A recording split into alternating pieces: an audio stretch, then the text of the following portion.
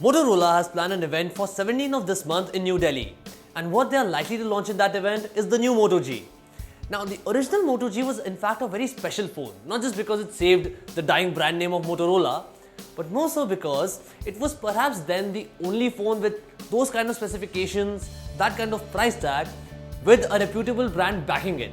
And I believe it shifted focus of other top players on this budget segment too.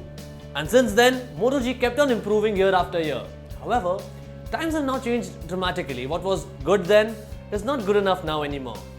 More so because there are so many players, mostly Chinese, competing for top spot in this budget segment only. So Moto G4 better be good to stand out of the crowd. I am Sid, and here is what I am expecting from the new Moto G4. Based on the leak specifications, rumor mills and teasers from Motorola itself. Without any further ado, here they are. First up, variants. There is a very strong rumor that this time Moto G, just like Moto X, might have two variants, a Moto G4 and a Moto G4 Plus. And this distinction is very crucial because it affects all other aspects, may it be camera or the screen, which brings us to the display now. Last year's Moto G3 had a 720p display, but most of the competition, may it be phones from Xiaomi, phones from Leico Livanes or Honor, have Full HD display. And Moto G4 should surely have this too on board. Also, while Moto G would remain 5 inches, Moto G4 Plus is more likely to be stretched to 5.5 inches. Coming to internals now, Motorola has been harping on performance quite a lot in the teasers, but it's more likely to run on Snapdragon 430 chipset only. However, there is a strong hunch that Moto G4 Plus might run on Snapdragon 650 processor, the same one used in Xiaomi Redmi Note 3. Also, there might be two variants of RAM like the last year, and there might be distinctions in Moto G and Moto G4 Plus too.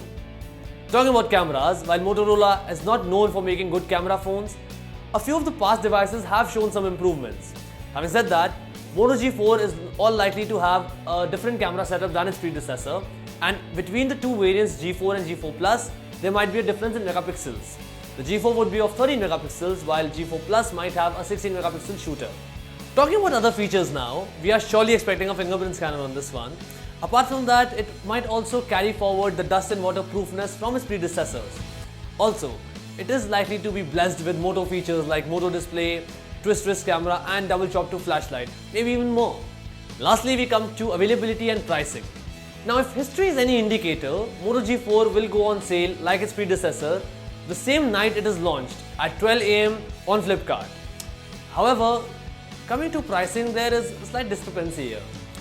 I won't be surprised if Moto G4 is a little more expensive compared to its predecessor, because Lenovo now wants to create two different categories. Lenovo's K4 Note and other phones, K5 Plus and all, for budget segments, and Motorola phones for premium, for upper budget segments.